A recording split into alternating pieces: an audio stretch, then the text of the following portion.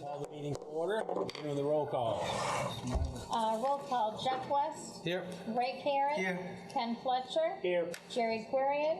I'm not sure if I'm here, but you're hearing my voice. Ben Twitchell. Here. Steve Yes. Russell. And Patricia West is absent this evening.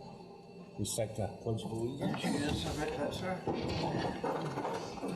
Pledge allegiance to the flag of the United States of America and to the republic for which it stands, one nation, under God, indivisible, with liberty and justice for all. I'd like to ask everyone to please silence their cell phones for the meeting. I'll entertain a motion to approve the minutes from our last meeting. Moved and seconded. Is there any discussion, additions, corrections? If not, all in favor, please raise your right hand. Opposed, same sign. Under communications, we'll begin with a public comment. Anybody from the public, town of Winslow, that wishes to come up to the microphone, state their name, address, and speak to any matter on their mind. I'm Bill Sadowski, and I live in Quincy Lane. I've got a couple of issues. I went into the town office last month to get a copy of the printout of the council agenda, not the one posted at the town meeting. Upon receiving the copy, the town clerk said that, the town manager said it would be 5 cents a copy from now on. So I took it upon myself to look into this cost. I called Staples, which is right here, all the information. You can buy 1,000 sheets of printer paper for $6.99, which figures out to 0.00699 per sheet.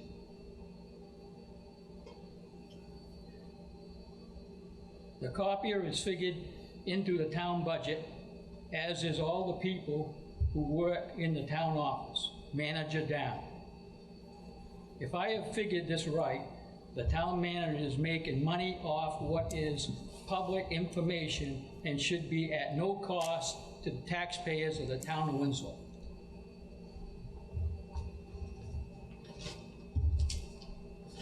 Second issue I want to talk about. You want to build a cold storage building. And you want to take the money, if I understand right, out of the sewerage fund. I think that's correct, yep. That is correct. That fund was developed so we'd have a surplus if we have an emergency. It's not made to build buildings. So I think you ought to find another place to get the money. Thank you very much. Thank you. Anyone else wishing to speak on any topic? Sit to the dock, please. Good evening, everyone. Peter Tivitot, Superintendent of Winslow Schools. Just a quick update on the construction project. Very pleased to report that we've had a lot of work, as you know, a lot of work. We came in and we went to work to look at how do we cut costs because of the options that were presented to us. The option 3 was still $776,000 over. So we went to work and we did a lot of value engineering, what they call. And so we had all these alternates that were included in the project. Things such as door frames and windows and tiles. Like if you took the bookcases out of a classroom, you're only going to carpet underneath where the bookcase went, and all kinds of things to get that amount down. Not do the office renovations that included a safety component. All those things got cut out. They went out to bid. They came back. We were pleasantly surprised with the bids. As a result of steel, cost of steel and electrical, the bids were much lower than they anticipated. And part of that is because they still have the availability of the materials, which I think they thought they weren't going to at one point. And I believe the other part to that is that the subcontractors are holding higher contingency funds themselves in anticipation of that. So to make a long story short, we've been able to put back all 10 ad alternates that we had taken out, including the renovations to the junior high school, the elementary school office. Perhaps even more impressive is that we're able to gave permission to the architect to move forward and do some design work on that cafeteria addition that we talked about that would give us a larger space and hopefully also help us with some revenues because it would give the students more time to eat. So he's going to get back to us to see what that cost is going to be, and we're in hopes that with the monies that we have left over and the fact that we didn't have to use any of the bid contingency monies because the bids all came back lower than anticipated, we hope that because of that, we're still going to be able to make that happen as well. So all in all, good news. If you drive by the high school right now, you'll see heavy equipment on the lawn. They moved the equipment in today. Tomorrow, Dig Safe happens, and as far as I know, Wednesday they start for real, if everything goes well. That's Good news. Are you having, Peter, any groundbreaking ceremony or anything? Didn't think about it. I mean, I did. I don't want to jinx it. I don't want to jinx After it. the process, I'm just happy to have heavy equipment out there. will always something else. I got one question to the chair. Have you folks found out yet what you're getting from the state for your education funding? No, Okay. there's talk of that 111 million or whatever it is, but I don't know what that's going to roll out to for anybody. I wondered what, where the legislature is now out, and basically the town owns what we're getting from revenue share. I thought maybe you know. Not yet. Not yet. There'll be an adjustment to the 279 at some point. Yeah. And so when that adjustment is made, then we'll know. Thank you. Yep, you're welcome. Jerry, did you have something? Yes, but they said it was a 3-day process. Three-day process. Yeah, so it'll be probably next week before they can start work. Any excavation will go around. Yep. Okay, thank you. Well, Any other questions? Well said. Thank you very much. You're welcome. Appreciate the good news. Any further public comments on any issue tonight? Yes.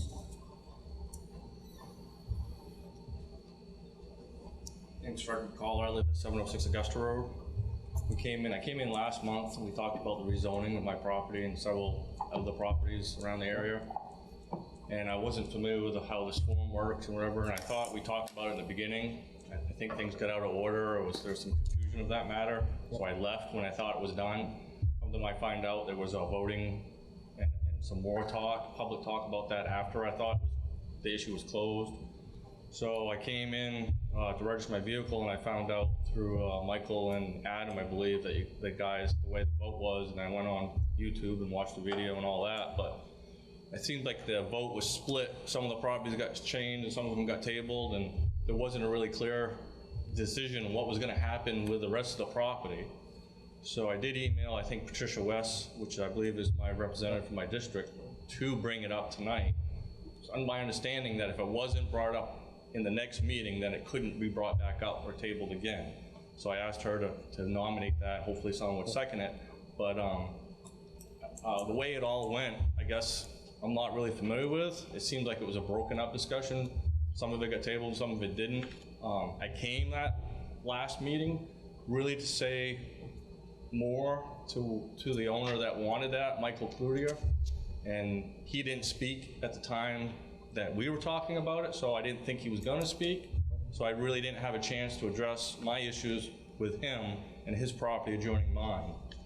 Maybe it's not the proper form for filing a complaint against his property and the upkeep of that and how he's running that.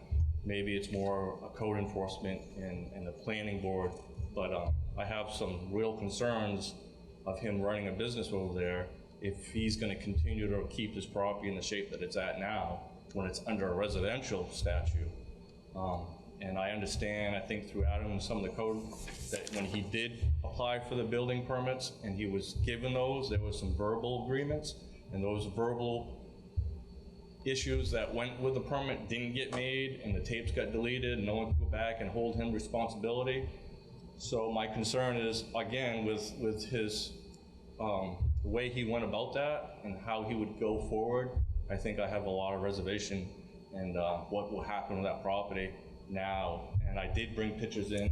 I left them with one of the gentlemen, I think, that was on the planning board. I don't have copies of them now, but if my property goes behind his property, and if you walk down behind my property, you can see where they've been dumping down the bank and into the river.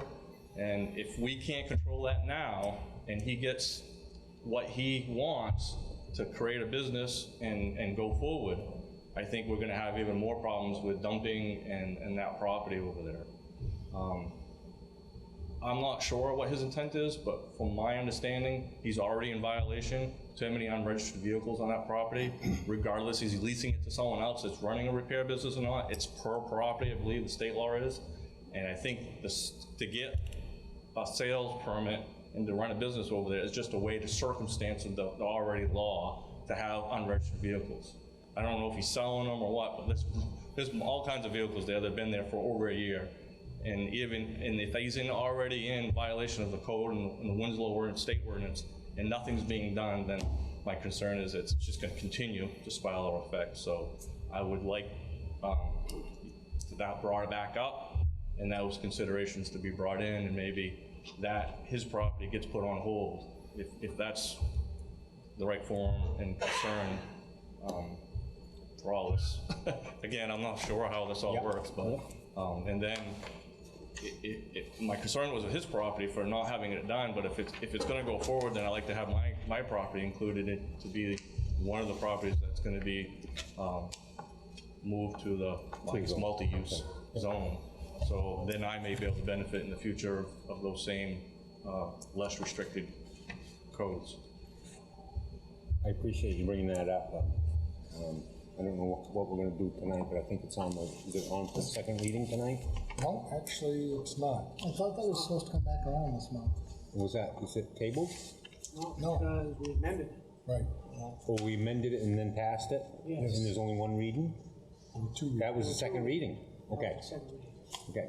So if someone who voted in favor of the amended version wants to bring it up again, this is the only meeting they can do, is that correct? Yes. Okay. And I believe that's what Pat's going to do. Trish had planned on doing? Okay. I thought she was going to be here, Yep. so I guess if she's not here, then I lose my one chance. Yep. No. Somebody else has voted for it. Can't bring it up. For reconsideration. We haven't done that very often, so it's, You know, I think it goes something like this, Mr. Chairman. Having voted on the prevailing side, I move that we reconsider Right. our actions on whatever. Ordinance number. and this is the only meeting we can do that, Yes, if I remember correctly, okay. That's why there's a delay before it goes into effect, I believe. When we do have the second reading, there's a 60-day delay or something. The only other way we could do this would be to wait a year and bring it back up. If it doesn't get done tonight, yep. That's right. Yep. I appreciate you bringing that to our attention, thank you. In regard to this gentleman, could you, as chairman, say, is anybody, I think give us a format to possibly do this? I think that's what we'll do. I don't know who voted in the affirmative on that issue. So would someone, Well, I think it's in the minutes, right? yeah, Just to make sure. would someone be willing to take Trish's spot in that? Just to bring it up for consideration, whether or not you're in favor of it or not? Voted in favor. Help me with this here, if I get this right. This is ordinance number 5, 2019. Correct. Yes. It was Councilor Karen, Councilor Russell, Okay. myself. No, wait a minute. That was That was the amended, Yeah, okay. Everyone but Jeff West. Sorry, it was Councilor Karen, Councilor Curian, Councilor West, Councilor Twitchell, Councilor Russell, and myself. It passed 6-1, is that correct? The amended ordinance. So any of the 6 who voted in the affirmative could bring it up. Okay. Thank you. I would be glad to, Yep. when it comes, anyone who voted. Yep. We'll bring it up. We'll bring it up and discuss it, no question. Thank you. And we'll allow you to weigh in on that at that time too, probably. Okay. Thank you, appreciate it. Would anybody else like to speak under public comment? If not, I'll close that portion of the meeting and move on to communications with Haley Fleming, please. Chief?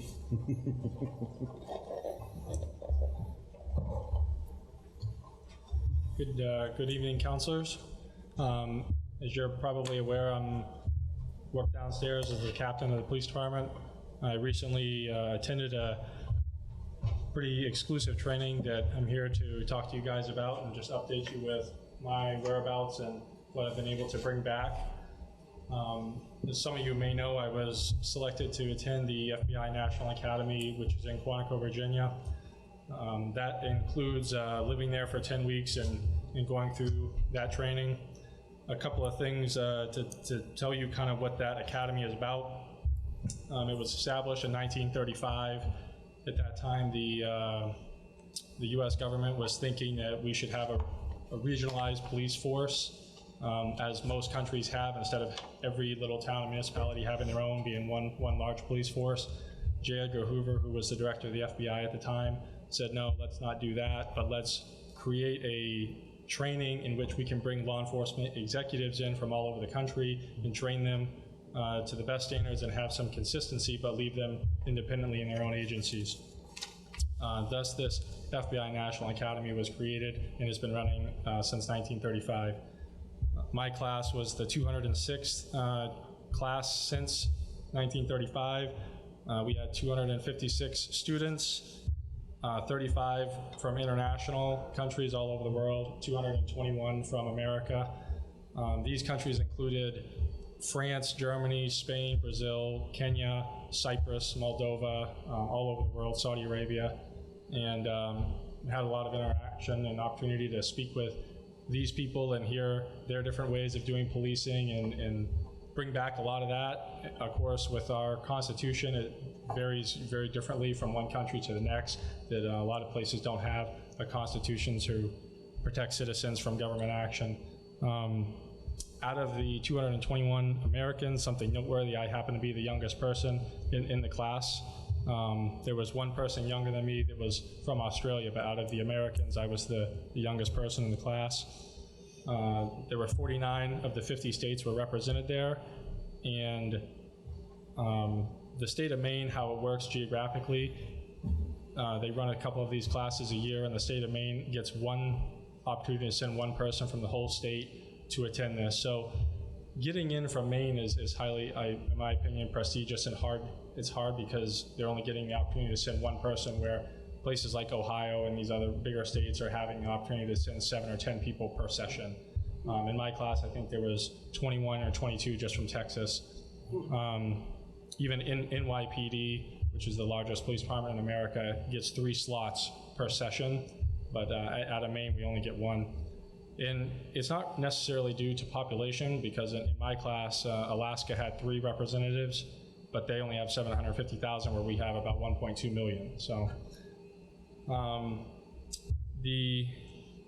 there's about 50 different classes you can take to specialize in, and you have to go through and essentially pick 6 that you want to specialize in.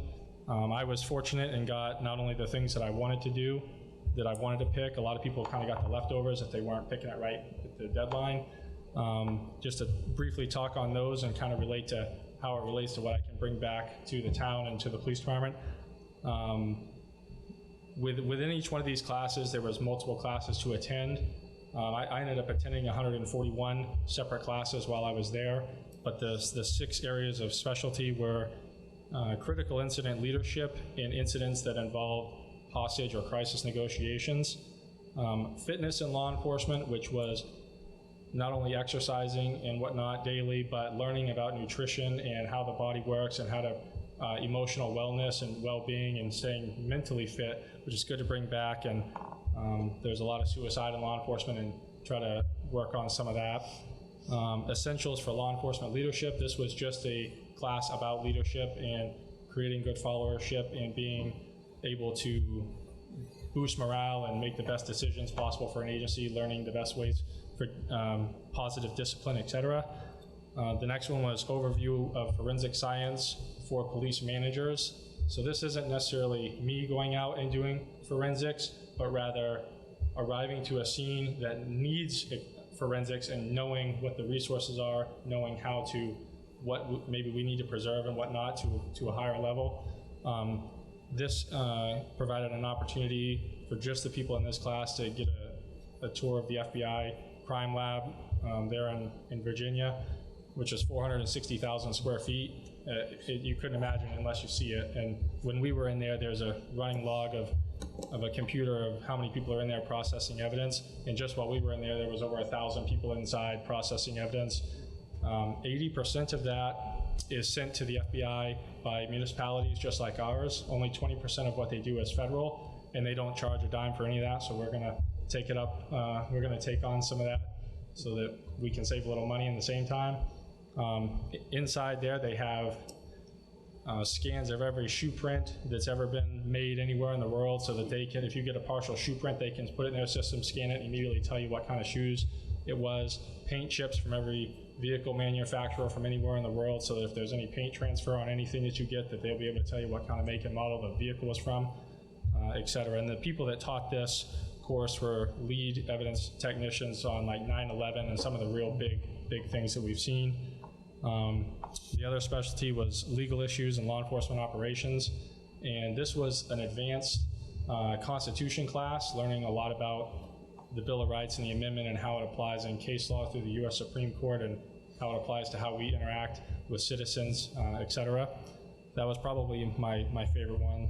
And then last one was contemporary issues in law enforcement. This served as the things that modern day police are dealing with that are issues: retention, recruitment, suicide rate, body cameras, all of these types of things that are hot button topics and use of force related stuff. And the best way and the most up-to-date way to manage those and be on the lookout for those. As far as I'm aware, I'm the first person that Winslow has ever sent. We're very lucky the chief has also attended when he worked at Cumberland County, and at least from what I gathered down there, to have two administrators in the same police department that of this size that have had that is exceptional. Many of the people there have been on. It took me about 2.5 years of applying to get in there, and many of the people there have been waiting 7 to 10 years trying to get in the doors of this thing. So I was very fortunate, and I just want to say thank you for the town and the chief and the council and everybody that allowed this to be possible. The good news is it was free, so it's I guess if they pick you, they're willing to pay, and all the meals they fed me for 10 weeks. Unfortunately, it was the same thing for 10 weeks, but and government chicken is a little different than regular chicken. But we had a good time. The three people that I became closest friends with, one was a Texas Ranger, one was an Alaska trooper, and one was a commander of Cleveland, Ohio police. And those kind of friendships, living with these guys for 75 days, and those are friendships that last a lifetime. And anyone will tell you the most valuable thing about attending is the networking opportunity, so that if I run into something as a captain that I kind of want to bounce off somebody but don't really want to involve somebody around here, I can reach out to somebody out of state and run it by them and see what they think, rather than involving somebody internally that may know the person that I'm talking about. And I'll close, I'll pass around just a couple pictures I printed off for you guys to take a look at, and I'll answer any questions if you have. Well, I think you said that you were fortunate to go. I think it's a little more than that. I think your qualifications and your dedication to the police force put you in a place where you were accepted into the program. So that's, don't undersell. I know that that's for a fact that's the situation. So we're lucky to have you, and we're lucky to that you take the initiative and away from the job and away from home, and to do that type of thing. It enhances the town of Winslow. Sure. So Well, thank you very much for that. It's not an easy class, academically. Right. Captain Fleming is actually going back to school to get his degree, and he's been working diligently. And some of these credits at DNA are going to transfer. In this case, I actually earned 17 credits, both master's and bachelor credits. And of course, again, it was free, and you earn them there through the University of Virginia, there who monitor all the testing. But very impressive. Just to mention it because it's in there, there's a lot of physical stuff, and one of them's a 6.2 mile obstacle course. There's a couple pictures of that. Did you ever make it over? I mean, you hang it up on. I did. Yeah. I had to stop for the picture. So, yeah. Oh, the red. Yeah. There's a couple of physical challenges that are on top of everything else you do. There's an opportunity to earn. So in this case, this obstacle course is called the Yellow Brick Road, and people that successfully complete it get a yellow brick that says your academy number on it. And most people will tell you when they go into a police administrator's office, that's what they're looking for before they look at anything else, see if they have that yellow brick. On top of that, there's a few other bricks. There's a bicycling brick, a rowing brick, and a swimming brick that you can earn, but those are elective. I chose to do the rowing brick, which constituted rowing 34 miles on top of everything else that we did while we were there. And so I took that one under my belt for some particular reason, and I was able to bring that one back home. The chief here has the swimming brick, so I didn't want to do the same one that he did. I wanted to do something else. So, yeah. Awesome. Yeah. See the Cowboy Wire? The what? Yeah, all of the workouts there are all named after something in the Wizard of Oz. So you're broken up into 5 sections of 50 roughly, and you all work out and do exercise in your group of 50, but once a week, the whole class of 256 does an exercise together, and all of those are named after something in the Wizard of Oz. Not sure where that derives. Pretty old movie, and it's been around since 1935, so maybe that's synonymous somehow. Yeah. All right.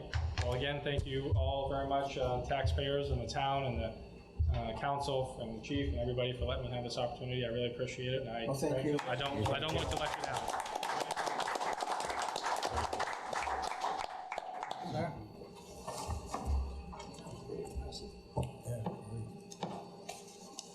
Moving on from that, I guess.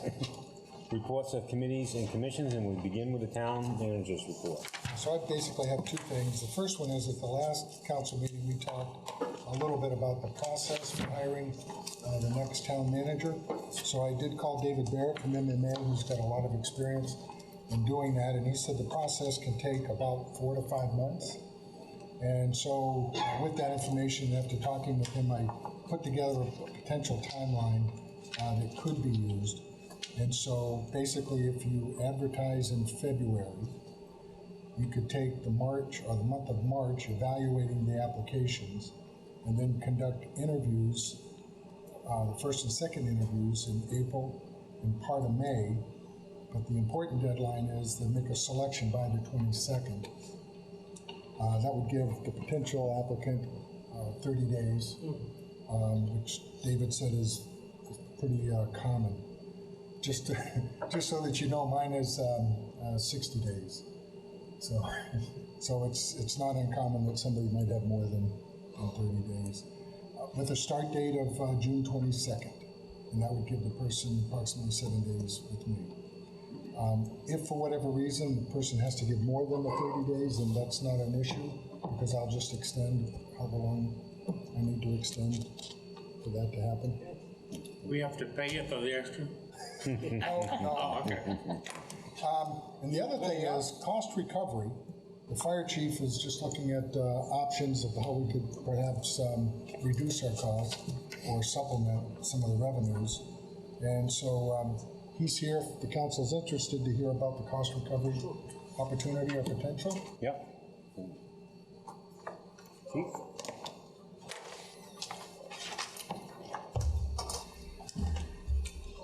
I have a tough act to follow. That's outstanding. I tell you what. Sir? He had the Wizard of Oz, right? Oh. So are we gonna be, is that Mickey Mouse? Yeah, we got Disney World.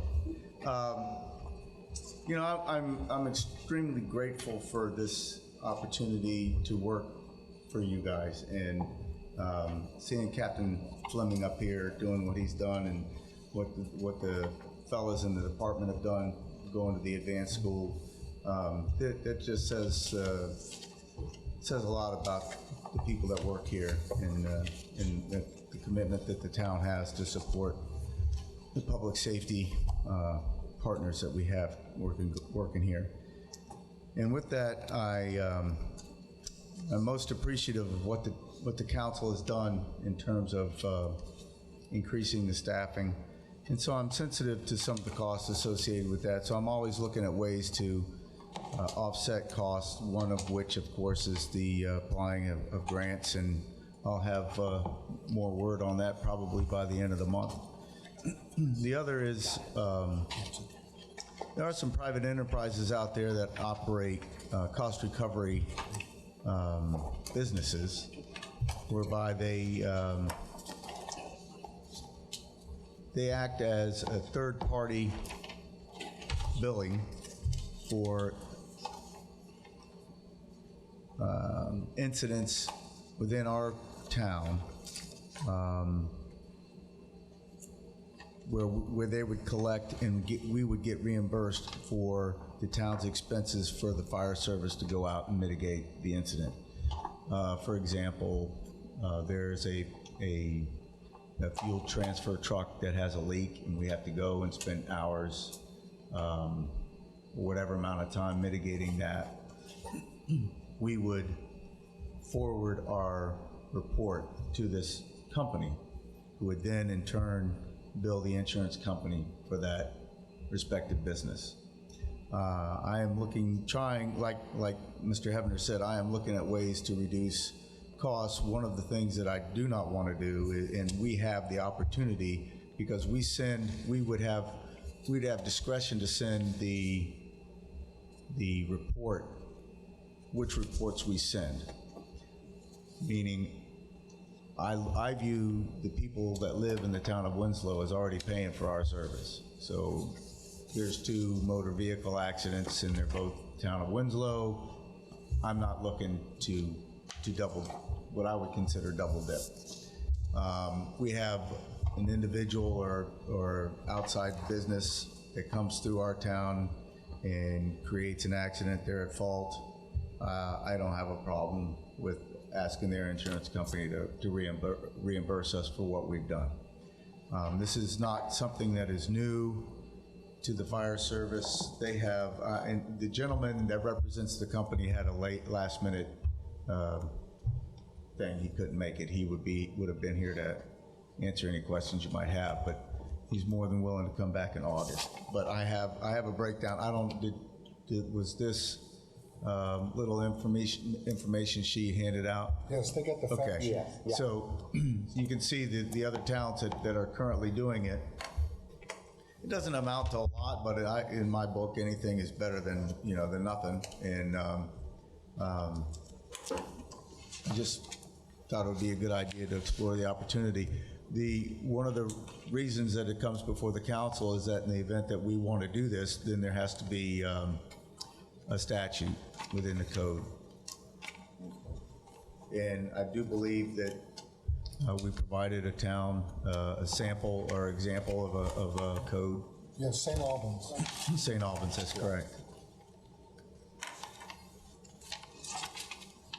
So, good, Mr. Chairman, so if we as a council decide to say that we want to pursue this, Mike can work with you and draw up the ordinance. Yes. Right. So, do we need an order to do it, or do we just need direction, please? Just give me some direction tonight Okay. on with the council. If you'd like to have an ordinance presented at the August meeting, then I would work to do that. Good, Mr. Yes. Chairman, I would move that we consider this.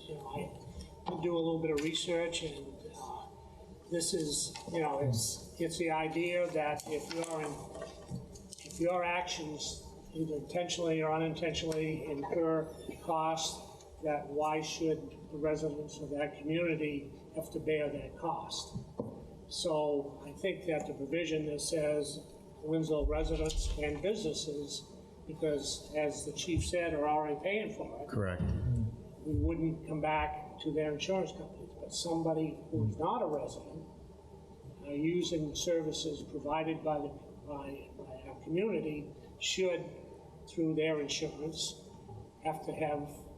should compensate for the costs incurred. So I think that's a reasonable approach. So I would move that we consider that. Yeah, I believe, but if you could have that person come back and give that presentation in August for the first reading. If Absolutely. it's available. Yep. I think if we had any questions, that would be nice. And Yep.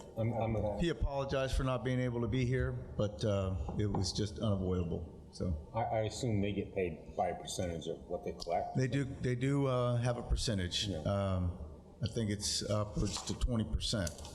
A little, But there's probably a lot of paperwork. And there's a lot to stuff it, to do. yeah. Okay.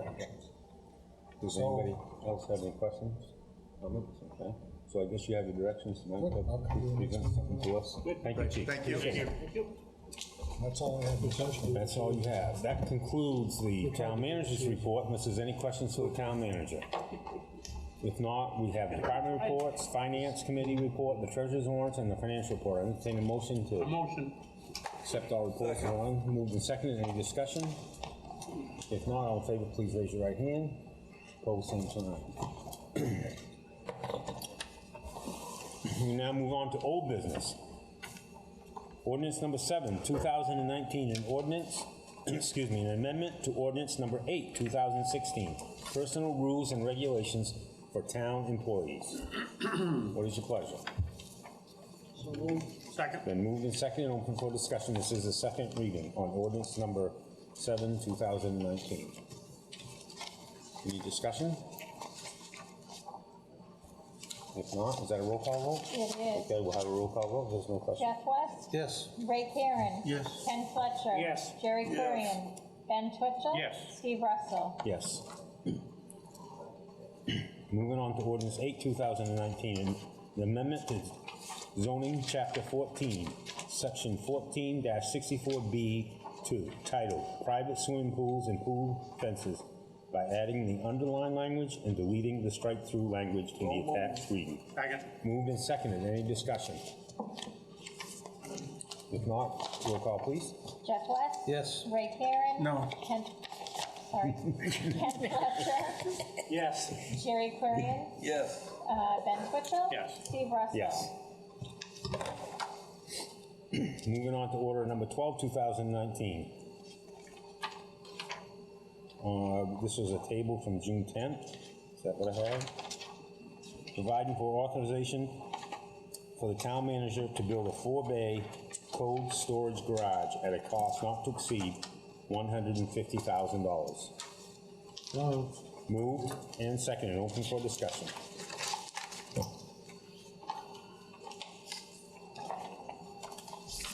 Any questions, additions? If I could, Mr. Chairman, you know, that we did get the quotes. Yep. And I want to thank Paul for doing that. I just wanted to, what is your inclination whether we go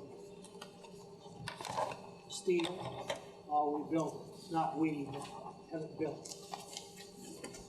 I guess money-wise, we should go steel. I mean, just as good at building. And I believe the steel manufacturer is the same company that's been building for Wunderlich, which is how we get, contact information through the managers. I mean, they're obviously a reputable company. The actual erection contractor and the concrete contractor are both from this area. One's from Georgia, off and the other one maybe Farmington and this general area. So they're local. They're not out-of-state contractors. The steel's coming from out-of-state, from New York, which is built. Why such a huge difference in the electrical work? I don't know. They're both electricians that work for us on a regular basis. Steve does a lot of our small work. Kevin, usually I get him when I do work, what type of work is. Now, what are we doing for electrical out there? What's that? What are we doing for electrical out there? Just the bare minimum, enough outlets to plug in the truck and run the overhead doors and have enough lights to walk in without tripping over something that's... Yeah, so we're not gonna have any equipment out there that's gonna be running off it? I'm looking to do any work in that building. I do want to have enough power to at least plug in a battery charger if we get out there. Yeah, and something isn't starting, but that's... I mean, double the price for... I can't explain it. Okay.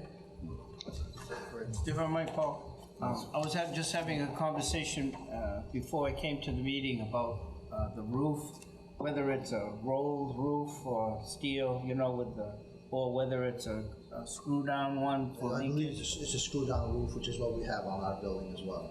Right. No, our building is a standing seam roof. Is a what? Standing seam roof, the ones that don't have screws. Okay, Which because is they were hard. saying that it's just the leakage problems. Are you concerned with that, or? Our roof on this building's been leaking since we've been there.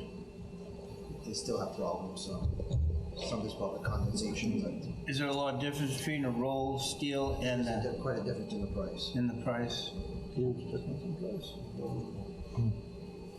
Because the standing seam roof has to be built on site, basically. Right, It's- right. It's cut and crimped and everything else. Yeah. But you don't have a major concern with that? It's No, just, these other types of roofs are common. I mean, most homeowners, you go out and buy your sheet metal at McCormick's, that's what you're gonna get, screwed on roof and. what would be the warranty on the building for how many years? Or? I haven't gotten that far into it, I only got the written information this morning. And to be honest, I've been alone today, my foreman's on vacation, so I've been kind of. If at some point in time you could give what the building would be warranted for. I'll get by back in touch with this salesman and see exactly, you know, what's warranted and how long. Because if it was wood, then the roof would be 20 years, good for 20 years, right? Then you 25 shingle years. it, 20 or 30 We'd have to years. reshingle it. A steel roof wouldn't be, obviously, and a long time. For snow in the bays, the roof would. See, this gentleman redesigned the roof so that it sheds on both sides. Instead of, I had kind of designed it as a peaked roof, shedding over the doors, because it was a shorter span. Yeah. With the steel roof, he went the other way, so it sheds on the sides. Apparently that's not a problem, so I'm not the steel engineer that designed the building, but it's more convenient, you don't get all the water and snow from the doors. Yeah. I know that sometime when we build the outbuildings storage, but they're also for, we put welding in there because of welding fumes, but you have no plans for that, you weld in That's your. why we're only putting a 60 amp or 50 Yeah, amp circuit yeah. in there. I mean, if it ever comes at some point, we'd always run another service in if you had to, but at that point, you'd probably have to run another service in off the street. Yeah. Because I only have so much capacity coming off my building, because we're tapping into the existing electrical of the building. Right. We only have so much to spare. Okay, is that gonna be a buried, sub-panel, buried electrical line? Yes. To the building? Yes. Or aerial? No, buried. With my Casing guys, you concrete? don't want anything. Is that in the case of concrete? No. 36, 30, Conduit? yes, 36-inch buried, yeah, it's cold. And with my guys, you don't want anything overhead. Well, one of the things about being overhead, you can see it. Yeah, but they still don't see it. No. I've seen too many come down all over the country, all over the state. What are you gonna store in this building? Summertime is gonna be most of my sewer equipment, my sewer truck, cameras, plows, anything we don't want in the shop. In the wintertime, the plan was to take Parks and Rec, put them in the cold storage and use their heated side for the sewer truck and the camera that have water in them. Since that way we don't have to heat an extra building. And they don't do anything in the wintertime, so their stuff is fine out in the cold. It's not like it's outside. So that's Trying to the, maximize what's already heated, you know, we're already paying for it. that's the reason that we're gonna use monies from the sewer account. Yeah, it's mostly sewer equipment and to accommodate our equipment. Generators, we're in the process of looking to buy a big, good sized portable generator that needs to go inside and be available 24/7. The portable generator that you use at the pump station, right? Correct. Yeah. I get a question on that because I just reading down through this again. And actually, this is coming out of the town funds, not the sewer funds, because they don't have enough in the sewer capital account to do this. So actually, we're spending our monies to do this right now, right? No, it'll come out of the sewer. According to this, there'll be insufficient funds in the sewer capital line after June 30th. so that you are spending other monies to do this? No, actually, it says there will be sufficient funds in the sewer capital. Or sufficient? Yes. Absolutely. Right about that? Happens to the best of us. Yep, okay. Any more questions? We all set? Okay. Is that a roll call vote? It is. Okay, we'll have a roll call vote. Is there Jeff more? West, Yes. Ray Karen. Yes. Ken Fletcher. Yes. Jerry Clarion. Yes. Ben Twitchell. Yes. And Steve Russell. Yes. Moving on to order number 14, 2019. Authorization for the lining of a 650 feet of Seeger Brook at a total cost not to exceed $355,000. So moved. Moved Second. and seconded. Open for discussion. Questions? Yeah, second. Yeah, you gotta come back. You got a certain distance. Yes. Yeah, I heard it's 300 and what? 650. 650. How are you gonna get access to install this? Right now, we're looking probably at a right of way off of Hollowell Street. Hollowell? Those two right of ways that Doug Dixon owns that are built in, that were developed. Because my original access point, he sold a trailer lot on that corner in his development, so it kind of put the kibosh on where I was thinking of going in. It's his property, there's not a whole lot I can do about it. That's where the customer wanted the lot and he bought it, so we gotta investigate other ways to get in there.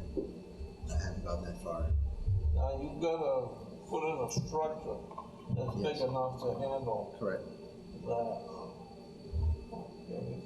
I can put a structure in and then I gotta get the liner. The liner's probably, for me, the most critical part to get in here. Because it comes in on a tractor trailer that weighs 66,000 pounds, so you gotta have some pretty definite access, safe access to get that truck in.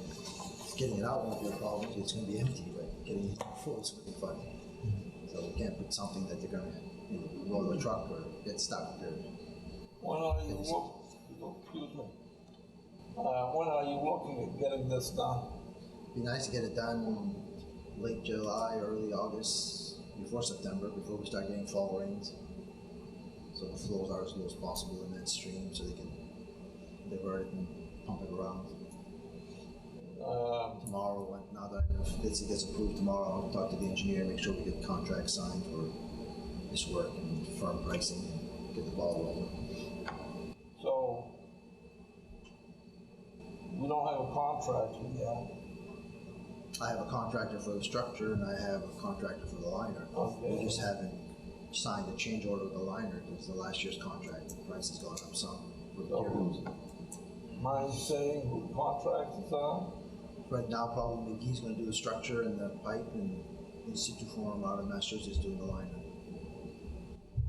The liner's kind of a touchy thing because they're only good for like 30 to 60 days after they're manufactured, so you gotta work the timeline pretty good. It's not something they can build and sit on the shelf for 6 months and say we'll deliver it when you're ready. It's got a life apparently from what I was told. Shelf life. However, it's activated after so much time, apparently it expires, I guess, so. Now that I know that we're going, then I can start making commitments and get it all over. Any further questions for Public Works Director on order number 14, 2019? Any more discussion? If not, we'll have a roll call vote. Thank you. Jeff West. Yes. Ray Karen. Yes. Ken Fletcher. Yes. Jerry Clarion. Yes. Ben Twitchell. Yes. Steve Russell. Yes.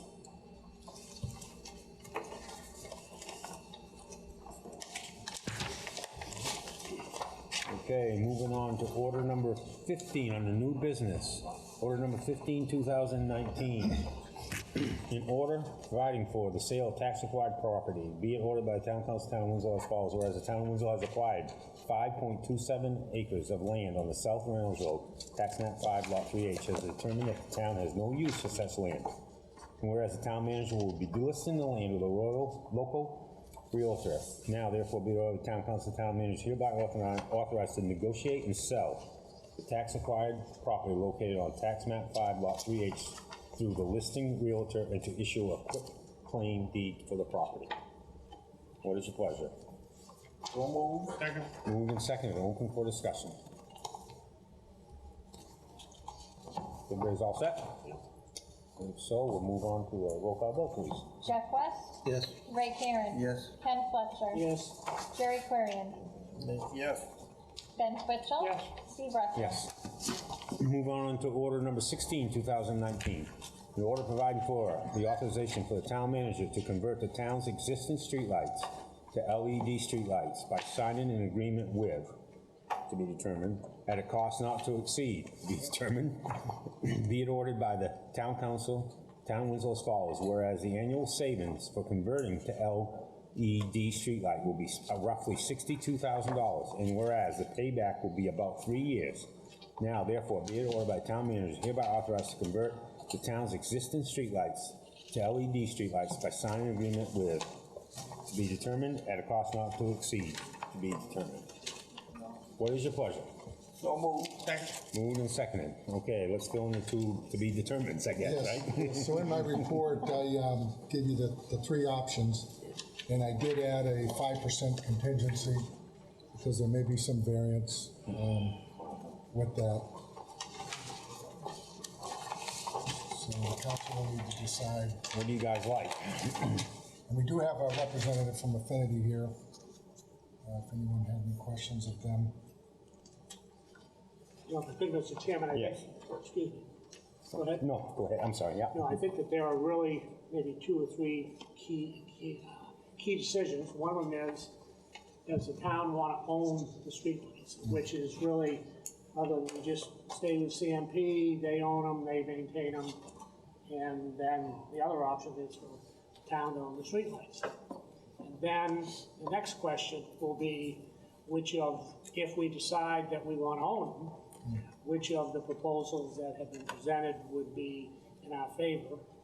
And then the third question is, do we want to go with lease, or do we want to use our own funds and reduce the expenditure or what we have to pay on interest? Right. So if I could, I'll just give you my thoughts on that. Looking at the CMP option, the cost savings, Mike's worked it out to maybe be $21,000 a year, which is about a third of what we achieve if we owned our own streetlights. So that, in my mind, pretty much says that we should go looking at our own streetlights. The 3 options are relatively close, but one of them seems to be a little more favorable and actually has quite a bit of savings there. And then, so I would tend to lean to Affinity, which is done work in Augusta and is also in discussions with Waterville and other communities. So I think there may be some opportunity to share the maintenance type of contract going forward. And the third question is, should we use our own money? And I had worked out versus lease, and over that 10-year lease period, if we assume 4%, the interest payment will be over $40,000, approximately $40,000. So that says we've got a pretty good opportunity to reduce our long-term cost and realize the savings at a much more rapid rate by actually buying the streetlights straight out. Now, that's just my analysis, and I'd be glad to hear anybody else's thoughts. Ben? I agree with what Ken just said. I read all through all of that information, and that looked like the I best. think that was the conclusion, yeah. Anybody else have any input? Do we want to hear from the company, or do we have enough information? All set. All set? Yep. I think one of the things is we would have to have a maintenance company. If we don't, where the units go for some reason, and one of the things is, what's your warranty on the lights? We have a 10-year warranty on the lights and a bumper to bumper, as well as the first year is covered of any maintenance costs that would happen. Would you do the maintenance though for that first year, or? Yeah, so we work with Coots Brothers out of Randolph to do the installation because they're one of the approved contractors. Yeah. So we coordinate with them. I was actually just in Augusta today. We're just wrapping up there, and we had about 40 lights out of the 2,000 and change that were, and I said earlier, acting funny. And Coots joined me there today, and we went through and took care of everything today. So we kind of make sure we leave a job, we figure that first year is kind of leaving the job all set. With LEDs, if something's gonna happen, it would usually happen in the first year, other than car crash. So this company, Coots Company, I believe you said, they're the ones that do the installation for you? Yes. Do they provide maintenance too? Yes. For down the road if we want to hire? Yeah, we're working out a multi-town agreement where Affinity would really stay out of that. We let Coots and the towns do it. We don't need to make any margin or markup or be involved in that. But I know Pete Coughlin from Maine Department of Transportation is helping to spearhead a collection of towns that could all work together. Right, makes sense. Do that. And they did invest, when we did Elliott, Maine with them, our first town in Maine with them, they had their giant boom trucks. You've probably seen their trucks rolling around. They bought what the industry calls squirt trucks, 2 squirt trucks that are ideal not only for installation, but for future maintenance. They feel really, to me, they seem really committed to the process and working with maintenance to stay involved in the play. So who would notify Coops? You'd stay out of it, so it'd have to be the town. Yeah, typically what would happen is we do a full GIS audit, so the town gets to see every single light. Anybody, police, fire, anybody would have access to that. So say a resident called in and complained that a street light's out or it's on all day, which happens occasionally, you would be able to look on the map, know the pole, what day it was installed, what wattage it is. I encourage towns to have a small number of lights on hand, because there's going to be some non-warranty related issues as well, car crash, something like that. That would allow the light to go back up quickly, and even if it was a warranty related issue, the old light can come down, get replaced with a new one. We build them all in Dover, New Hampshire, so we can service them in Dover. We bring back a repaired or a new light for you, depending on what the condition was with the warranty.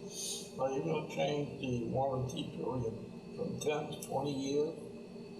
I don't see us doing that, but we do see lifetimes, the rated lifetimes on the lights are close to 30 years. Obviously, no one waits around that long before they sell their light, but it's all through a third-party testing firm that, you know, the average lifetimes are showing 20+ years based on all the equipment that we make the lights out. Now you say if the lights stay on during the day, and you got a bad, you don't have a ballast, you got a bad photoelectric cell. That's exactly it, Jerry. We usually bad photo cells, a quick swap, but because it involves a bucket truck, there's a little bit of cost to it. So, like I said, for the first year, we would take care of that. And then after that, you'd only pay the labor. The photo cells are covered for 10 years. No, I started 20 years. Raymond. I think when we look at the maintenance agreement, that there's a limit, you know, when we report to the time of the actual, is that we put in the maintenance, we look at the maintenance to make sure that we have what we need to make sure we're getting placed on a timely basis. Exactly. Probably some reasonable amount of hours or days from the point of notification to the work order being closed. So, Mike, right now we have 4 lights on 6 lights on the bridge. Right. It's best, 4 of them they're on a meter, CMP, and they're running 24 hours a day. So we probably have bad photoelectric cells. Who would take care of that for us? We would that be AD Electric or Kevin? Okay, it would be Kevin Wiswell. He'd come in and do that. Good, Mr. Chairman, there is, as Mike pulls plan together, I think one of the things we learned was that we need to consider the maintenance agreement and get that worked out. So we all get the same understanding and so forth, and whether we do time and material or however we do that. The other thing that kind of came out was that we should probably think about putting a certain amount of money aside every year and put it in the replacement capital reserve fund, because in 20 years, somewhere in there, we're going to replace all of them. we would have to be in the process. But the good news is that the savings, I just worked it out, 20 years, the 20-year savings, if we buy them outright, we will save $1,263,000. So it is a significant chunk of money besides not using electricity and all that. So we can easily put $6,000 or $7,000 a year aside into the capital reserve fund, so that whoever's here in 20 years will have the money there to replace it if we need it. Raymond? What came out of the workshop also, if I remember right, was that this is streetlights, but we should include, Peter, we should include the schools for the areas, parking lots, exterior of the building, is that we can do an audit on that to see, you know what I mean, what the cost would be and what the savings would be at the same time. Yeah, and we would be happy to, when we're up here doing the GIS audit, if there's a couple of identified properties, we'd be happy to roll through with no additional cost and grab those lights that are in the school parking lots or whatever that would make sense. I live down in South Berwick. I think I mentioned this the last time, and when town manager and Elliot, we share an MSAD. When he bought his lights, he didn't buy the school's lights, and it was quite a process to go back through Central Maine Power. So I do, because they couldn't then sell it to the school district, they had to sell it to a town, so there was a lot of gyration. So when we install Kittery in the next few weeks, we're gonna actually go back to Elliot and install the lights at my son's school, because it took one more whole transaction to see him. Yeah, let's try to, So, it might not be economic, but let's just do the audit so we can see. Yeah. Do it all same time. You do it, and I'm not sure we can do this, but you say a private company would say you're in the area, you're doing your audit, you got your crew. If we said on our website or somehow could advertise it that if you want an audit individual for private, for a company, would you do that sometime? Absolutely, we do a lot of large commercial work as well, so if there was a grocery store chain or whatever, if they had interest, that's something we do. Is there any way we could publicize that we're converting, but if a business wants to convert, then they could do it, on a privately? Separate agreement. Yeah. Just to give them a heads up that there's an auditor here that do your audit. How would we do that? Just in paper or some stuff? Probably through the newspaper Through the website. newspaper, yeah, so, And we would come up or send one of myself or one of our employees up to meet with that business at that time too. Yeah. It actually went on the audit that we do for town, or whether we do it as a separate, but Yeah. we'd be happy to talk to anybody that. Yeah. Absolutely. Were you looking, once we get the audit done, to kind of look at where we want to put the new ones? Because I spend a lot of time at night, especially in the winter time. There's places where we probably should have some, and places that are some that probably can't go on there. Is there an opportunity to maybe fine-tune some of our installations? Is that something we want to look at? Well, the one, number one, the head, the arm. The arm would be the issue, right? I think Paul's you're talking about areas that don't have lighting, We for have example? intersections that don't have lights. Right. But we've got street lights in front of places that really don't need one because it's a private residence. Right. So it's probably more important to light the intersection. So I think what the issue would be is how would we relocate, I'll call it the arm, but that's another term. No, the mast arm, that's correct. Mast arm? Yeah, Yeah. that's the right term, the arm. Have you dealt with that before? Will you install those too, or is that a CMP job? Well, yes, to answer because we're working with Coots Brothers and they're one of the authorized partners, they do a lot of work with Central Maine Power. I believe that we can come up with a price for the entire service for you guys. So our light would stay the same as the bid price. So say we determine there's a missing intersection and a 65-watt light, I'm making it up, would be a perfect light there. We would hold whatever additional lights you guys would want to do to the bid price of the equipment. And then we'll work out with you what the cost will be for installation of the alarm and it's time to do that. Central Maine Power, another way to do it is to request a new service just like you would currently. If we weren't coming in and doing this and you said, that intersection really should get done, you'd go through their new construction services with Timmy or whoever and they'd come in and give you a price for that. It can still be done. You just want to make sure they don't hang a 15-year lease light that's going to come down in a couple of weeks. So I can help to coordinate with that, whether they let us do it with Coots or it's a separate agreement with them to just do the arm. Because then Coots is going to come in and do the fusing that's required. Here in Maine, Central Maine Power requires a fuse disconnect at every light. That's a new thing for them. It's something they don't require for themselves. So we can time it all out with you guys. We can hold prices up. Sounds like that's something. Why don't we work with the police and the fire for safety? There must be safety issues and We have a safety public work, committee, right? public work issues. Why don't we get a list of where you would I want? travel downstate, quite often to see the kids, and that, down those areas, like, Stanbridge, those areas, you only have a light at the intersection on most of those country roads. So you see a light, you know, there's an intersection coming up. You have some intersection that aren't, so it doesn't give you that clue, but there's also a light in front of somebody's private residence where obviously someone put a light on, but it's.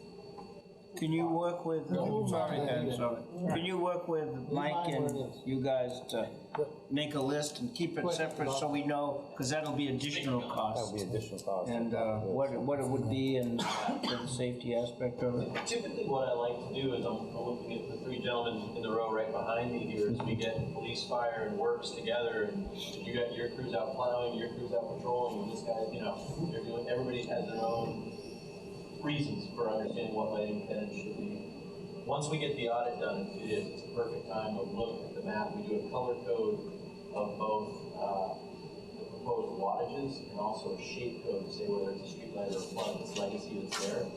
So we can probably pull some crash data quickly and say, geez, this intersection, 4 crashes and no street light, is there a correlation? Can they happen day or night? Things like that. Not out of the realm, not a lot of heavy lifting from any department. But it is the right time to do it. Once that audit's done, it's a good time to look and see. In a few communities, we've lowered the wattages. That increases savings. Residential neighborhoods probably don't need anything more than a 25-watt light unless it's a real busy intersection. And occasionally we see that for whatever reason they've been overlit over the years. So there's opportunities to help value. Awesome. Okay, great. Ben. One thing I wanted to mention, if you're talking about there's some places that don't need them, some places that do need them. If it's almost a one-for-one thing, the cost of the light itself is going to be the same as it is now. The operation of the light. The operation of the light over a 20-year span. And the light itself, right. The purchase of the light itself. All it would cost extra is to have that iron Put that on. or whatever. Yep. But in order to do that on this one, they're going to have to take it off there, so they get the iron. So, additional materials I can't see, Probably just labor. Now's the time to do it, though. Now is the time to do it. Exactly. All at once. Exactly. Any questions? Jerry? We have, I'm not saying us, but there are ornamental lights, an ornamental pole at the bottom of the hill and Taconic Bridge. I've seen different arrangements between CMP and the state. Like CMP would own the electrical lines and the heads, but that was our agreement between DOT and CMP. Question is I don't know where those agreements are, and who pays for the power at that point? Yeah, I'm assuming through the audit, we'll find out who owns what, and, we can work with CMP through that process. We'll get a list, if we're chosen, we'll get a list from CMP, from your account manager, that will have lights that are in town that the town is paying for, as well as a list of lights that are called PALs, private area lights that they know our auditors are gonna find. They won't tell us who owns them, but we'll be able to have visibility, and it'll be represented on the map as well. So any spots you want me to take a look for, we can easily identify it and see. The ornamental ones on Spescook River Bridge are owned by the town. That I know because I wrote the contract. There you go. Okay. This is a perfect time to do it while we're doing more. Yeah. Both in Augusta, Gardner, we were chosen also, Rochester, New Hampshire, Dover, New Hampshire, all over, to do their ornamental lights or their metered lights at the same time, because it's the same color. The LED that we're proposing, 3000K, a warmer white light, and it's a great time to do all your lights and see those savings at the same time and have the town look great. So, now, as a technical question, do we need to do can we just fill in the blanks here, or do we need an amendment to this? I assume everybody wants to put affinity in the first line, right? That was what I moved. That's agreeable with everybody. Yeah. So that would be affinity. And not to exceed, the price here is 183. Do we want to do something like 200,000, not to exceed 200,000, build in a little contingency on that, or? Well, might build in 5%. Oh, you did already build that in, okay. Yes, I added 5%. Even with new lamps, if we had new areas and stuff, that should cover it, okay. I guess you could always come back if it's $5,000 more than that. Excuse me, Mr. Chair. That's Yes. one question. Yes. Where do the poll permit fees come in? That's a great question. So the only polls that, and Michael and I talked about this the other day, the only polls that CMP is looking to sell you or to have anything change is polls that are only on lights. I think you guys only have one poll, if I remember correctly, out of your 400 and something. 25. So none of that should change. CMP still, any of the joint use stuff that's happening now, that the polls stay the same. The town isn't buying all the polls. Okay, but the CMP is not requiring an attachment fee. Correct. Because that's in the tariff. That's in the tariff. When you take ownership of your lights, you're buying out of the total budget, 32,000 and change is to buy out your undepreciated asset or the net book value from CMP or your remaining lease on your lights.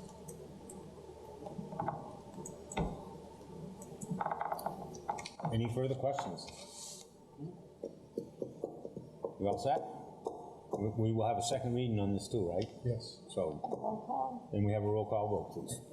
So Jeff West, Yes. Ray Karen, I abstain just for conflict of interest. Ken Fletcher, Yes. Jerry Kurian, Yes. Ben Twitchell, Yes. Steve Russell. Yes. Okay, now we move on to resolutions 23, 2019. A resolution providing for the acceptance of forfeiture assets obtained by the Kennebec County District Attorney's Office. Be it resolved by Town Council, Town of Winslow as follows, whereas the State of Maine through Superior Court Civil Auction Action indicated that 9101 has required funds that were forfeited by the court, and whereas 15 MRSA approval must be received from a municipal legislative body before any funds can be transferred back to the municipality, and whereas the town is expected to receive a sum of $230 now, therefore be it resolved that Town of Winslow hereby approves the transfer of the defendant in rem of any portion thereof pursuant to 15 MRSA 582(3) to the treasurer of the Town of Winslow for the purpose of use within the Winslow Police Department. So moved. Second. Moved and seconded. Any discussion? If not, all in favor, please raise your right hand. Opposed, same sign. Passes unanimously. Discussion items. Portable basketball hoops. Didn't we have this one before? Is this on the agenda again? I just wanted to, I'm not sure when, Steve, you're gonna bring it up again, but we did want to bring up that, before we get into discussion, the Augusta Road rezone. Yes, that's right. Yeah. Yeah. Why? Oh, because that's tabled? No. What is No. that? no, it's under new business. It would be more. Oh, yes. Okay. It's not on the agenda. Someone would want to bring it up. Yes, that's right. I apologize. What was the Thank you. ordinance number on that? Ordinance number 5. 2019. 2000, okay. I would like to reopen discussion on ordinance number 5-2019. Was the rezoning of the parcels of land on the Augusta Road, and I open it up for discussion. Someone who voted in the affirmative, please second that. Second. And okay, moving second, it's on the table for discussion. Good, Mr. Chairman. Yes, Yeah, one. Based on the information we received here tonight, it seems that we might be dealing with two issues. One of them is compliance with existing codes, which is an enforcement issue, Yep. as well as the applicability of changing that to mixed use and what really is going to be utilized there. That's what I heard, and raised the question in my mind again is, do we have a good understanding as to what's going on right now, as well as what could potentially happen in the future, and is this going to be consistent with the neighborhood? I don't know what to do from there. It sounds like that we may have to have some more work done to our code enforcement officer, and I don't think the planning board has to get into it again. No, but I don't know if we need a workshop or if we just, how we would do it. Go ahead, Ben. Yeah, the initial setup altogether was for a certain length of lots on one side of the road. Right. The gentleman who stood up tonight, he's on the other side of the road. No. Okay, No, he's on that side. He's on the same side? But we stopped short of, we went to Cludier's lot and his is the next one. Yeah. So his didn't get changed. From Cludier's down got changed. There are 3 lots, Mr. Chairman, I actually went out. Okay. There is at least 3 lots, or 3 houses, that are between where the Cloutier lot, which is the beginning of the change to mixed use, and where it's already mixed use. So what is the problem with just continuing what it started out to initially at this point in the game? Finishing it up. Well, but from what I heard, and of course, I appreciate the information, but it sounds like there are conformance issues already in place. Well, yeah, but this is something and that's an enforcement thing. Right, so that's what I'm trying to say, it really sounds like that there are 2 fundamental questions. One of them is that lot in conformance with even low-density residential? And is it gonna be in conformance with mixed use if certain practices are continued? Number 2 is, do we need to reconsider and look at rezoning the whole thing to mixed use? Exactly, that's my concern right now. I'd say we just go ahead and do that. It's over, done with. Everybody that's in that section who is basically mixed use now would be in conformity. Not necessarily. Why not? Not if there's certain practices that are being conducted on that lot. No, this is true, but that's a CEO situation. That's not our. That's why I say that there are really 2 issues here. I guess my whole thing here is you got the whole right side of the road heading south. That's already mixed use. Yeah. So directly across the street is not mixed use. It really doesn't make a whole lot of sense. No. Right. And out of those 6 houses from Pineview to, say, Trailside, 3 of them either have businesses out of them anyway, or they have a tower sitting on them. Right. Yeah. So, I mean, they're pretty much mixed use as this. If there's no three residents in question. You get the one after the dip on the left. Right. And then Fredette's old place. Yeah, then the one that... And Mr. McCullough's place is right after that, correct? Okay, if no one objects, can we hear from the planning board? Sure. For a minute. Go ahead, please.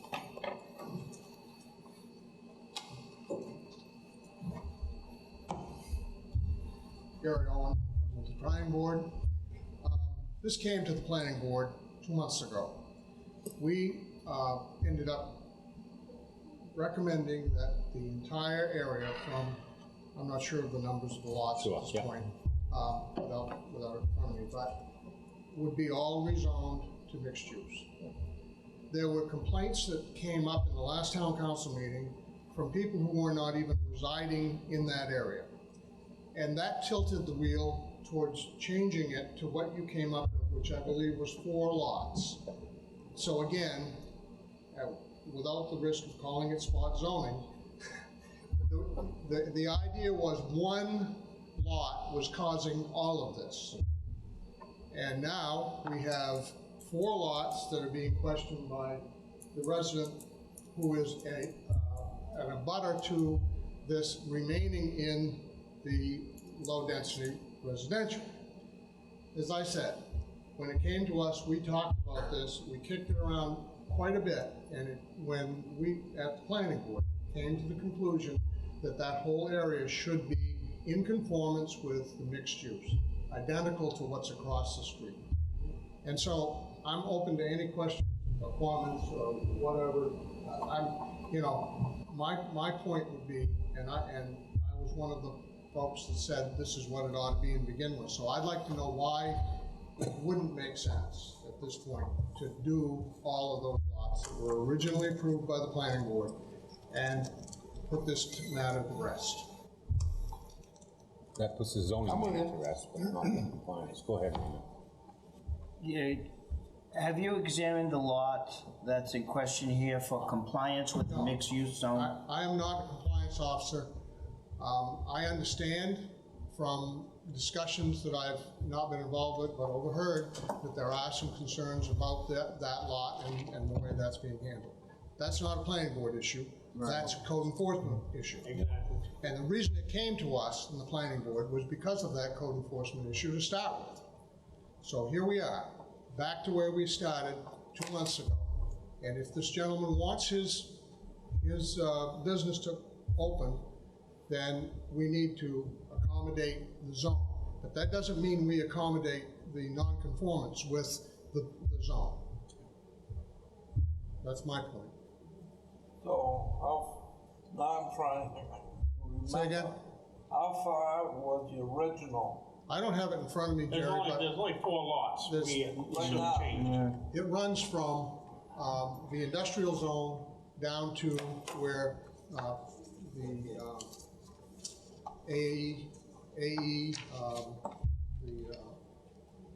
I don't know the name of the...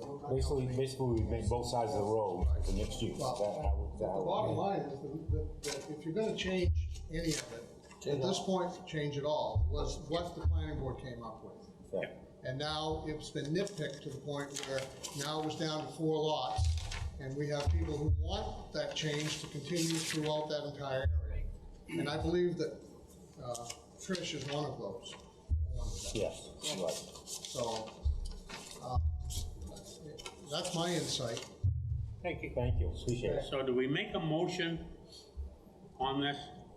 After discussion. Raymond, did you want to say something else? Well, we as a council, I know the planning board wants to take that whole section, all the lots, and make it mixed use. That's the way they voted, yes. That's the way they voted on it. And that's what came as a recommendation to the council 2 months ago. Yeah. Right, right. We voted on doing 4 lots. You cut out 3 lots, I believe, Yeah, that you were going to yeah. change. Yes. No, actually, if you could, Mr. Chairman, the first reading, we approved it, all of it. Yes. And then at the second reading, there was information that came forward Right. from a person, butters, that raised some questions in some of my mind and others. So as a way to move forward, because the gentleman needed to open his business and we couldn't issue building permits until the zone was changed. Right. So that's when we amended to just those 4 lots and passed that. Right. So I believe that if we were going to change that, we would have to make an amendment to 5/2019 to now go back to the original all lots. Yep.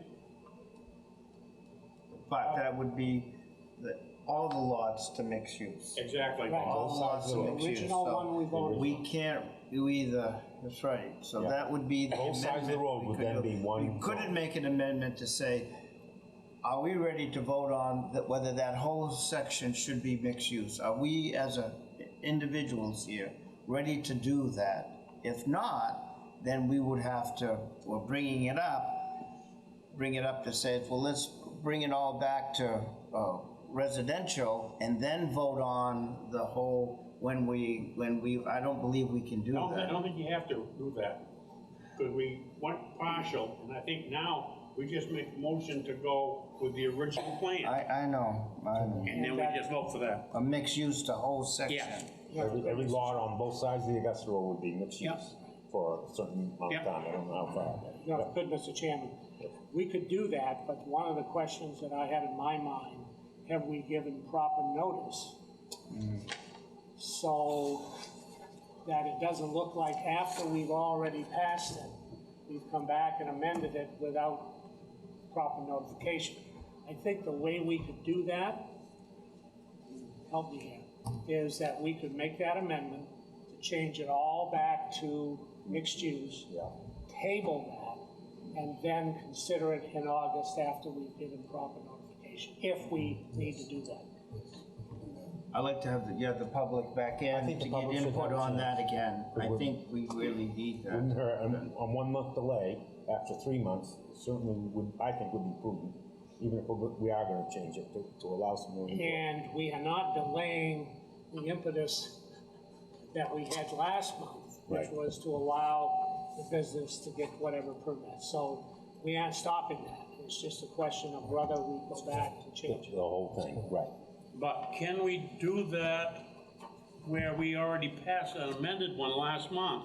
Now we're changing midstream and we're actually not taking a second reading on the original plan. Second reading's already been done. Well, already it done. has, As amended. as amended.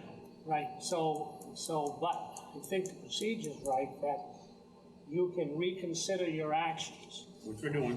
which we're doing. And I'm thinking, and Mike and Lisa help me here, but I think that if we just voted and passed that tonight, somebody would have a legitimate complaint That they didn't get notified. that we, not in the cover of darkness, but without proper notification, went back and did something. Public needs to know. Right, so that's why. And we'd have to have a public hearing. Right, so that's why I'm thinking that if somebody amended the motion To go. to change it all back to Basically, mixed remove use. the proposed amendment from last time. Right. Basically, the amendment would be to remove the previous amendment, Yeah, pass that, and then then table, table it, and then schedule it for. and then schedule it for next month with due notification to all the abutters. Right. Does that make sense? Sorry, go ahead.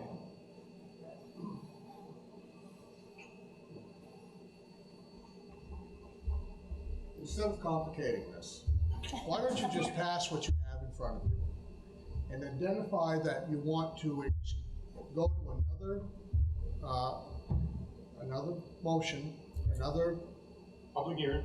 whatever, to do the rest of it, because that's exactly what you said a month ago. Right. So why table it? Why create the concerns and the problems that you're going to for the businesses there? There were more than one business involved in this. I mean, you know, it wasn't just him. It wasn't just the auto sales. I guess what I'm trying to say is, you know, you already have on the table the 4 lots, and you can pass it. Well, it's And already passed. that doesn't preclude the folks who've already acted in that regard for that. But if you want to consider going for the additional, which was what the planning board originally said, then do another ordinance number and do it that way. That's a better way to do it, yeah. Or these people that we're concerned Thank you, Mike. about, the Appreciate people we're concerned about have already been notified this is what we're gonna do. Yeah, you know, that it's passed already. See, you know, it's passed. I know, but not the whole thing, just part. No, but the 4 lots have passed. Exactly. But the concern seems to be here that the people who, the homeowners in that area, 3 or 4 homes, apparently you folks are concerned that they might have a squawk if we went ahead and passed the whole thing tonight. They've already been notified once. But they've been notified, and we didn't have anybody complain at the public hearing on the last time. But the issue is that we passed it. You So- passed an amended version of that. So we passed an amended version. So I think Gary's idea Is is to leave it alone, just leave it alone, and next, introduce a new motion to, whole new ordinance to change the other 4 lots. Right. But And then can we- send out proper notification to Yeah. those 4 and their butters, and allow them a chance to speak. But can we don't do need- that because they've already acted on this whole thing? Yes, Can we that do was that amended. now? No. That's amended We, basically, you would just withdraw your motion Yeah, I for made it. tonight. Who made the motion I made the tonight? motion. Okay. We made a motion to reconsider, Reconsider. So basically, we just vote to not reconsider. not reconsider, leave it as is, and then make the changes to the Right. other 4, beginning next Yep. month. So in other words, that's all done, and we just have a new ordinance next month. Right. But we'll have to go 2 readings again. Yeah, that's what. The only thing that I would add is that you don't have to go back to the planning board. You've already got a Nope, recommendation no. from the planning No. board Yep. to do this. Yeah, That's right. no, we wouldn't do that. It was clear that's the way it's going to go. I agree. The only thing, You know, I mean, I think if you stay in line with what you've done and not amend it again, it doesn't preclude the folks who've already gotten basically an approval in their minds and probably legally, Right. which is what you were headed for, and I, you know, I would feel bad if we went that way. Now, that's just, you know, my offhand opinion. I think we all was better off if we didn't do it that way. That's fine. so you get about what? Go ahead, Raymond. Before we end the discussion, and I also want to hear from this gentleman too, but go ahead, yep. just, if I could, before. It looks like we're talking about a code enforcement issue also Yes. there, which needs to be addressed. Yes. I would recommend, highly recommend, and almost, if I could demand it, I would, but is to say the code enforcement inspects all 4 lots right now that are just been rezoned for mixed use, to be fair for everybody, and make an assessment to the council at the next meeting as to whether it's anybody's in violation of the mixed use. Because I don't believe that, I'm not sure, but junkyard, I don't believe is in the mixed use as a mixed use thing, right? I haven't looked at the ordinance, so I don't, Yeah. but I assume it's not. I would just caution on people speculating and making accusations Yes, I'm not. about what a business is or isn't doing. But we have people that have come to say concerns with us. And all I want to do is address the concerns of the people that brought those to us. And I think we need to investigate that. Yeah, I can work with the code enforcement officer to evaluate and assess and see if there is anything. I'm not suggesting there's something going on that's wrong, but we need to, we've had some citizens bring it up, and we want to make sure that it doesn't get out of hand out there, that, like we have had issues in the past where things have gotten a little bit out of hand, and to go to correct it is, before capital investment, then would be bad for the people that are putting investment into their property for use that might not be, you know, they might not understand the whole issues. And we just want to stop that if we can. Yep. Go ahead. I just want to make a comment. I don't know if you removed your amendment. The way I understood, I thought before, this is my only chance I had to keep it on the table. So if it's removed, if you bring a new one, I guess this one's dead at that point. So I don't know what the bylaws or whatever the council has to follow. That may be another legal issue. If we take no action tonight, then that goes into effect, because it's been X number of days since the second reading. And those first 3 lots will be rezoned to mixed use, up to Mr. Cludier's, I believe is the lot number. We would have to have another ordinance change. Right. For next month. Finish it. If you wish the last 4 lots, which I believe you are one of them, is that correct? No, next level. He's the first 3. Oh, you're a member of the first 3? Yes. So your zone is gonna be changed? No, it's not going to change. Okay, that's what I'm saying. Okay. So, if we do no action, his lot remains residential. That's right, low density residential. Right. Yep. Would you wish your lot to be low density residential or mixed use? Mixed use. Okay. So That's what I thought. So if you could, Mr. Chairman, I think that clearer path is, okay, we don't do anything Don't do tonight. anything, yeah. Mike drafts up an ordinance To change the last lot. to change those 3, letters are sent out Yep. to all those There's more than people. 3 though. Well, yeah, but the 3 people, 3 homes involved, right? That's what you're saying? Well, there's 4 lots, but there's 3 homes. Okay, yeah. So all those ones that didn't get changed, I think there's 4. I'll have to go back and look at the map. Maybe there's 5. And we, that we now send out notice that we're going to consider that, and that they're invited to come in and give input. Have a public hearing next month, then we could actually do, if we didn't, any complaints, we could do 2 readings that night, be done. We could. Good. And I understand that, I agree, it makes sense to have it all changed at once, but if you don't table it tonight on the ones that did already get changed, I don't think you can go back and reverse that. We can't. This is the only opportunity you have a chance now. If you don't like what I brought to you, I understand that obviously my opinion is that, and it needs to be validated, but there are some other things that this property has happened over the time. And I wish Adam was here tonight like he was on the original night, because then he could testify. I have brought these complaints to his attention. And I have been aware that the same property owner, on his other properties has been in violation of the same type of things. So it's not just one incident. Right. And just as the few things that I have sat down, I believe the property is only like 3.5 acres, and he had it listed for sale, so it's been up. And if he's gonna create a business and then sell it and not clean up the property, it just goes to the value of the property and the property of the owners that are around that property. My value is gonna be depreciated because of his not keeping his property up. There's been a camper out front all winter, and I didn't even know it until I saw someone come out of it, but there's a gentleman living in that. That's now been moved to the rear of the property, and I've never seen that camper get hauled out of there or moved or anything like that. I understand you can live in a camper, but at some sanity level, it should be, dumped or some other things. There is water running, I don't know where it's coming from, but there is water running off from his property down to the stream. And I have contacted law enforcement because I've noticed a lot of traffic in and out. Usually once a week, and it's usually short periods. They're in and they're out in half an hour, so I don't know what other activity is going on in there. And it's late, it's during late hours, dusk, where there's no lights out there, there's nothing on, it's dark, and they're coming in and out, so that's another concern I had. Yeah. Again, those are code enforcement issues, those aren't necessarily, unless we want to change any code. There's actually 8 other lots. Yeah. Okay. Yes, Ben. Yes, to the chair.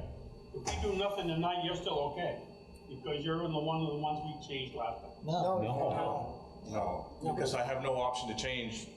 The council has no authority to go reverse the changes they voted on last time. Right, but the changes we voted on last time, how does that affect you? I mean, you within one of those lots? No. You aren't. So you're still low density. Correct. So, okay. But my property abuts one of the ones that did get changed. We stopped at his property line. All right. There's a total of We 8 have others. beaten this one. Thank you, Jeff. Just looked them up. I know I could rescind that, but I'd just rather just vote on it. Just vote on it, because I'm not rescinding it. If it was seconded, we can vote on it and defeat it or accept it, or one of the things. So the motion on the table was to reconsider what we passed last month as a second reading. Yeah. So if there's no further discussion, we will have a vote on that motion. Everybody's ready? So a yes vote means we do away with what we did last month, right? A no vote means no, we aren't going to reconsider. Everybody clear? So, if we vote yes to do away with what we did last time, does that bring it back to the point when we did vote in the amendment? So that we actually at that point have a chance to vote on the entire? Not tonight. Not tonight. Well, I thought tonight was the night we had to basically do it unless we voided it out altogether and started new ordinance. We just can void the 4 lots that we put in. That's all we can do tonight, is bring up for reconsideration the 4 lots that were changed from low-density residential to mixed use. That's all we're looking at, reconsidering that change tonight. A yes vote would say that we are accepting that we're gonna reconsider the 4 lots we changed. A no vote says they stay the same. Next meeting, we come in with an ordinance that puts the rest of the thing into mixed use. The remaining 8 lots into mixed use. Okay. That's what. I wasn't sure. Thank you. So no vote means no, we are not going to reconsider what we did last month. Yes, that's no vote means we will not reconsider. So who second raised? Who do you have down for? Ben. Who? Ben. Okay. What? No, I was just wondering. To reopen the discussion and reconsider. Okay, yes or no to reopen the discussion? That's the motion on the table. Yeah. And that's a roll call vote, I believe. It is. So we'll begin with it. Jeff West. No. Ray Karen. Yes. Ken Fletcher. No. Jerry Querian. No. Ben Twitchell. No. And Steve Russell. So based on. So now next month we can do this all over again. If we want to bring that up, yep.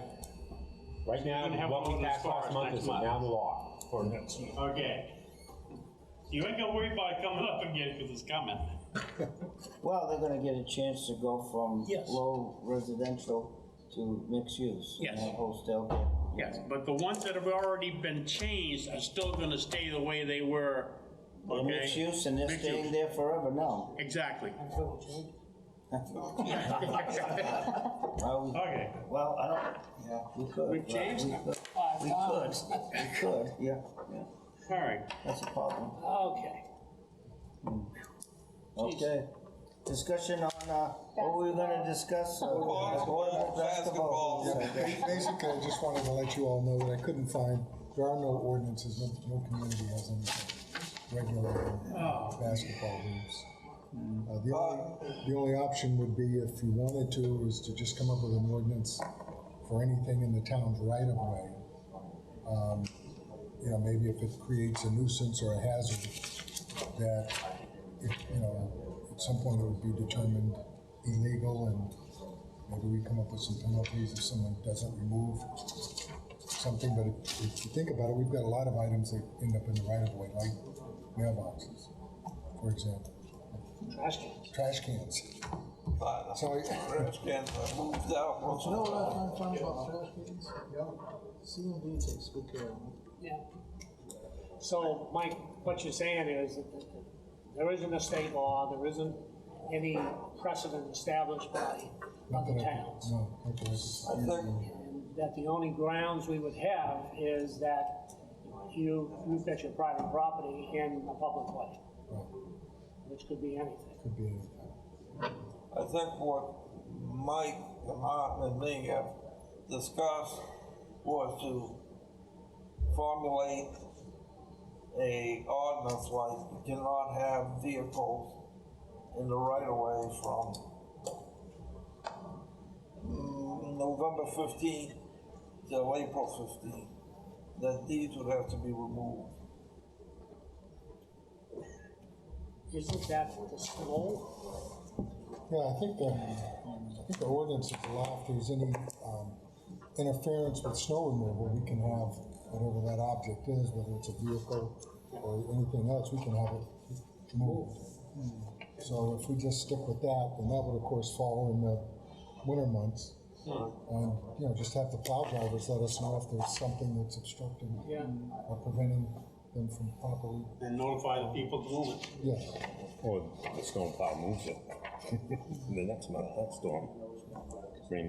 To me, the only reason that an ordinance would be for safety issues. If somebody puts a basketball hoop right near an intersection or something, then you're a very bad parent and you put your kids at jeopardy. But yet, it's still it could be still a hazard in that area. We couldn't move it right now, could we? Or for public safety, or we can move it, we can have them move it. Right away? It really depends. If it's obstructing a public way, which would be a road, if it's obstructing a sidewalk, we could have it, and people are going around it. If it's in the roadway and it's a narrow road and cars have to go around it, we can ask them to remove it or to remove it. There's no ordinance if there's like if there's a snowstorm that we can tow it. It's just working with the residents. I would rather not have an ordinance to enforce it, because then it moves into, okay, well, who's going to enforce it? Is it going to be the police? And if it's going to be the police, and if they don't, there comes into huge other issues. For instance, my old stomping grounds, the town of Brunswick, came up with a town ordinance: you cannot smoke on Main Street, and they plan on having the police department enforce those regulations, and that's really hard. So it would be the same thing because I'm not sure how many basketball hoops that we have throughout the community. Is it just gonna be in one central area? You know, what if it's, so it's really difficult. Don't put something that's not an issue, why even? Right That's now, what I'm saying. You're telling me it's not an issue, why put something in, why create complications? Yeah. But Paul mentioned that it, at times, can be an issue, not a safety issue, but more of a, Most of the time, I mean, if it's November and it's starting snowing and they're on the edge of the road, usually my guys will just push them out with the wind and that's what you're not damaging. And if it's on I guess the thing is with the damage, if it's on a public property, and if it's out there, and if it gets hit, I don't think it's our liability. But I'll defer to Mike, but again, I'd rather work through the problem, and if there is an issue, go and talk to the residents, say, hey, it's causing an issue with plowing, you know, you can't have it on the roadway, please work with us. probably a dumb question, but from the center of the road, there's not a standard feedage to where the town property is, right? Yes, it is. Yes. What is it? Well, it varies. Depends on the type of road. Some is 13 feet, some, you know. From the center of the road Yeah. to, it's all varies, huh? Most of the developments, I think, like your area, Yes, 30 feet off center. 30 feet from the center, okay, Road ones are 15. okay. But, you know, just the thing, I mean, where someone puts a temporary hockey, you know, on the side, and they're playing street hockey. You know, the other, I guess personally, I'm just asking. yeah, I like having the kids outside playing basketball opposed to vandalizing our parks. No, They burn the energy not playing hoops. suggesting that at all. Instead of the cemetery. Yeah, good, Mr. Chairman. You know, when this came up last month, the thing in my mind was, if there was a state requirement, and if we were not in compliance with that state requirement, and somebody got hurt, we could be viewed as being negligent because we did not take action, particularly after it was brought to our attention. But since there's no state requirement, I think we've just got no real reason to do anything, because we do not have any legal basis to say we're gonna do it other than common sense. The only thing that would come into play if someone put a basketball hoop onto a CNP pole, Right. that would be different. Or if you put the basketball hoop on the railroad tracks. Yes. We're good. Right. Thank you. Good. Good, Mr. Chairman. Yes. I move to enter into executive session pursuant to 1 MRSA subsection 4056C, disposition of real property.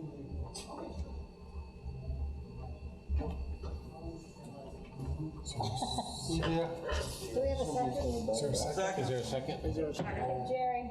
Jerry, second.